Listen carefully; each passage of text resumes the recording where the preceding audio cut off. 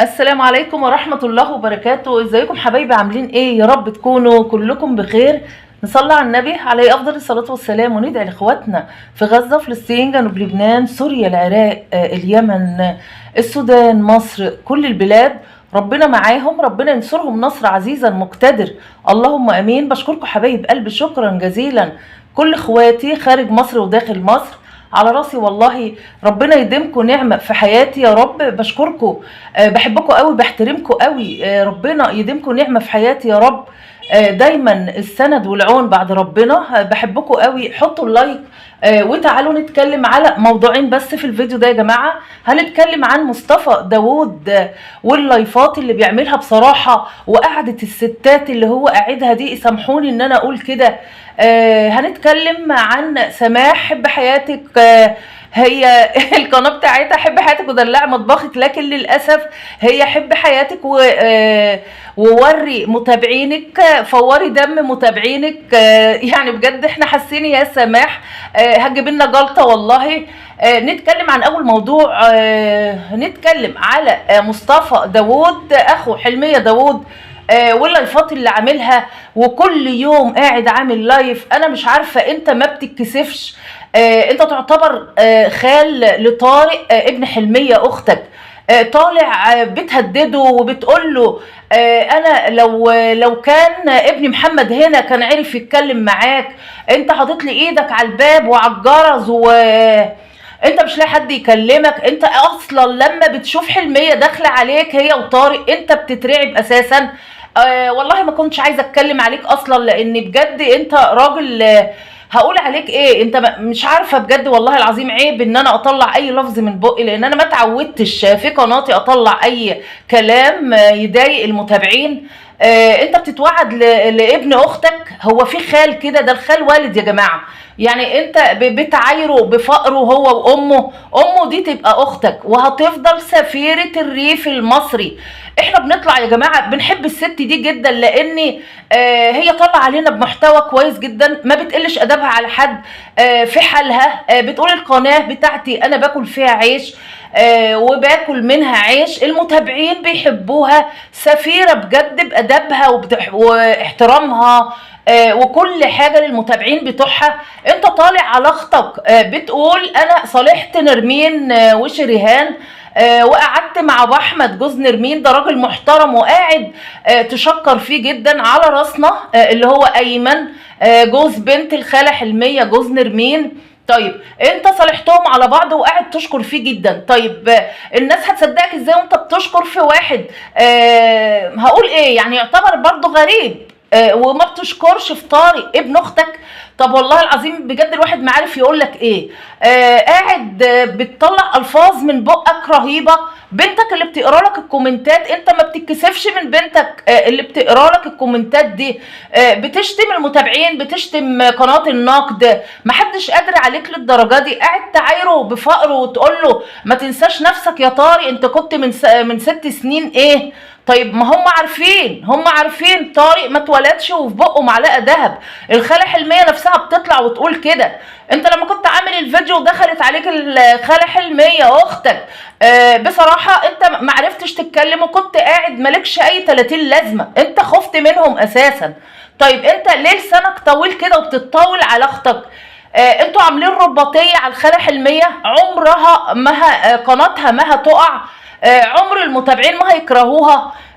حتى لو هي في الكواليس فيها ما فيها، احنا ملناش دعوه بكل ده. لينا المحتوى اللي هي بتطلعه علينا، ليها ادبها واحترامها. حتى قنوات النقد بتحترمهم جدا جدا. لما بنطلع نقول لها يا خاله حلميه في موضوع كذا وما تعمليش كذا، بتقول على راسي كلامكم. بتحترم المتابعين، بتحترم قنوات النقد، بتحترم الناس كلها. عمرها ما طلعت شتمت حد ولا قلت ادب على حد زيكم كده. انتوا لسانكم طويل صراحه، كلكم فاتحين قنوات الاخوات قايمه على بعضها. انتوا مش مكسوفين والله على دمكم. قال داوود ده يا جماعه يمكن اكتر القنوات اللي هي فضايح على اليوتيوب. اخوات بياكلوا في بعضهم عشان القنوات. يحرق القنوات والله على الدولارات اللي خلتنا نشوف اخوات ياكلوا في بعض كده. انت خال والخال والد. انت لما كنت تعبان وبتموت اول ناس جولك كان عم دسوقي والخالة حلمية وطارق، وجم شافوك وكان عم دسوقي بيعيط عليك. انت ليه ما بتصونش العيش والملح؟ قاعد على الكنبة ما شاء الله مفخد كده، وكل كلامك قلة أدب وشتايم للمتابعين والقنوات النقد احترم نفسك شوية، انت راجل كبير مش صغير، انت معدي ال50 سنة، يعني قربت تكمل ال60 سنة، فعيب عليك. يعني احترم نفسك، احترم الناس اللي بتشوفك. انت يعتبر العالم كله بيشوفوا قلة ادب المصريين، وبيقولوا ان المصريين كلهم كده. لا يا جماعة، دول هنقول ايه يعني، دول حالة كده لوحدهم. الناس اللي بتطلع بالمنظر ده وبالطريقة وبقلة الادب والشتايم والحاجات دي كلها، دول محسوبين على مصر والله. ناس مصر محترمين، ناس مصر اخر ادب واحترام ان كانوا رجاله او ستات. دول ناس كده معينين بجد، اللي بيطلعوا عايزين الدولارات بس، عايزين الفلل وعايزين البيوت وعايزين الاراضي وعايزين الكلام الفاضي ده كله اللي مفيش حاجه بتدوم. والله يا مصطفى يا داوود، وانا بسميك باسمك، ما بحبش اقول بقى لا صاصه ابو مصاصه ولا صاصه ولا الكلام الفاضي ده، انا مش بحبه. انا بندهلك باسمك. احترم نفسك، احترم سنك، ده ابن اختك، انت المفروض ابوه. فعيب عليك تقوم على اختك كده القومه دي كلها، والشتايم وقله الادب. عايزه اقول لك برضو يا شريهان، انت اصطلحتي مع بنت اختك، مالكيش خير في اختك، هيبقى ليكي خير في بنت اختك. انت قلت الحلميه لو قعدت عمري كله عمري ما هعرفك تاني اليوم الدين. طيب ينفع يعني هيبقى ليكي خير في بنتها واختك مخصماها؟ يعني ينفع ده يا جماعه؟ مش هطول على حضراتكم، ربنا يهدي لهم حالهم يا رب. تعالوا نتكلم في الموضوع التاني، موضوع سماح بجد واللي هتعمله في المتابعين. لدرجة المتابعين قالوا لها انت محتاجة دكتور نفساني والله. او يعني العناوين بتاعتها يا جماعة كل يوم والتاني طلعنا بعنوان شكل. يعني كانت كاتبة برضو، انا عايزة اقول لها يعني الترندات والله العظيم والفلوس ما لها اي لازمه يا سماح، وانت مرخصه نفسك ومذلوله كده. كانت كاتبه عنوان قايله انا مش عارفه براعي اللي بيبصلي بعين ابصله باتنين، عشان حماتي راعتني وانا براعيها. ده عنوان. والعنوان التاني برضو طلعت وقالت لحد بقول معرفش اعمل ايه باصلي ومش باصلي واخذ عين الشيطان. كل ده بنخش الفيديوهات يا جماعه العناوين بتختلف خالص. يعني بنخش الفيديو بنلاقيها عامله روتين في الاوضه اللي هي قاعده فيها، او بتطبخ لحماتها. كاتبه برضو بتقول لازم ارد لهم الجميل في بيت حماتي وحمايا، البيت ده اللي انا قاعده فيه ولازم اعمل كل حاجه فيه. طيب الناس دخلت طبعا على اساس ان انت بتوضبي البيت بتاع حماتك. كتبت برضو عنوان تاني وقلتي هو انا عشان يتيمه بيعمل كده فيا؟ يا حول الله يا رب، ده انت مسكينه قوي، ده انت اتجننتي والله يا سماح بجد. بيعمل فيكي ايه؟ لقينا دخلنا على الفيديو لقيناها عامله كرشه وعامله لحمه ومش عارفه عامله رز، انت بتطلعي بتودي الاكل ده للعمال اللي شغالين عندك. دي حاجه. الحاجه التانيه، ما هي قريبتك دي طلعت وفضحتك وشافتك اصلا في البيت، وبتطلعي بتغسلي وبتنشري وبتتعاملي عادي في شقتك. المعالق اللي احنا شفناها، انت بتقولي انا باكل انا وحماتي وعيالي. طب ده احنا شفنا 6 معالق. اللي هيركز يا جماعه في الفيديو هيلاقي 6 معالق. ال6 معالق دول طبعا ابو مالك وهي وحماها وحماتها والولدين عيالها. في حاجات كتير قوي كشفتك يا سماح، كل الكومنتات بتهاجمك. عايزه اقول لك حاجه بقى معلش، لانك انت تعبتي الناس قوي.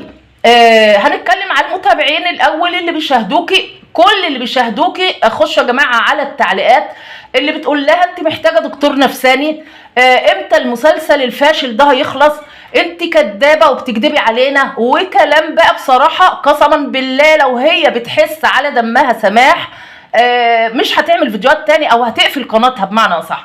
لكن يا جماعه الفيديوهات عاليه جدا عندها، فاستحلت بقى الموضوع ده كل يوم تطلع لنا بفيديو عناوين فيك، نخش جوه الفيديو ما نلاقيش في اي حاجه من العنوان اللي هي كاتباه.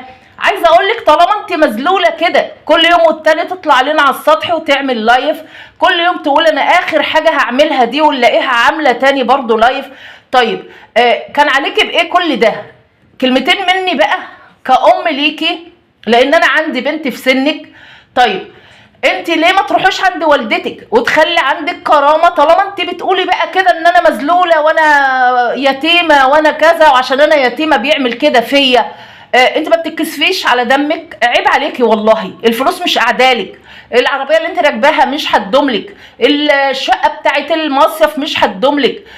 كرامتك فين من كل ده يا جماعه؟ ده البني ادم كرامه، انت بجد معدومه الكرامه يا سماح. شايفين والدتك طالعه عامله المحتوى عادي بتاعها. ماما سحوره بجد، احنا بنحب الست دي لانها بالفطره كده وعايشه بالفطره فعلا.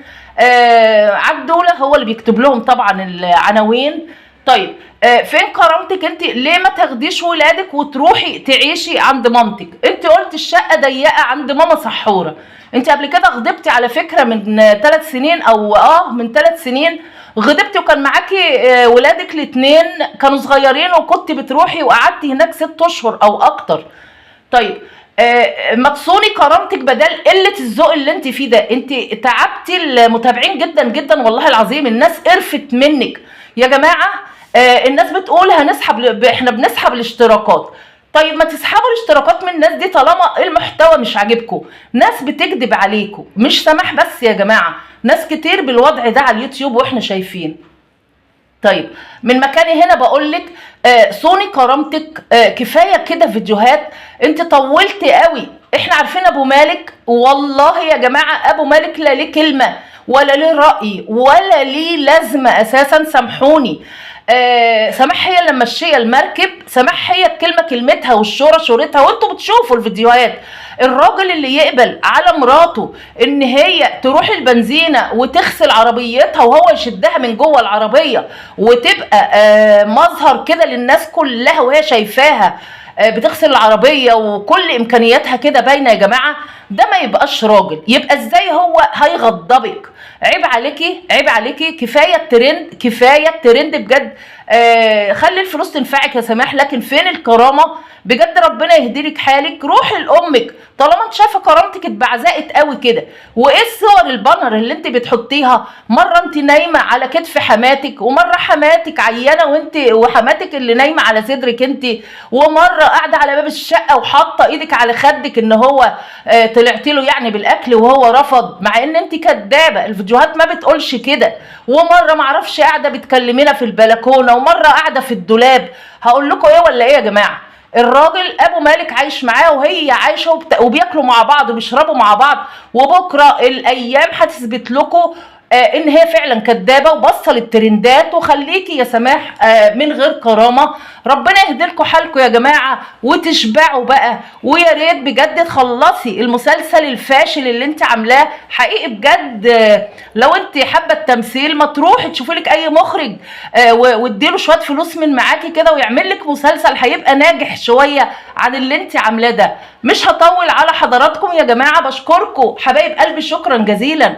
ما تنسوش اللايك والاشتراك وتفعلوا زر الجرس عشان يوصل لحضراتكم مني كل جديد. والسلام عليكم ورحمة الله وبركاته. باي باي.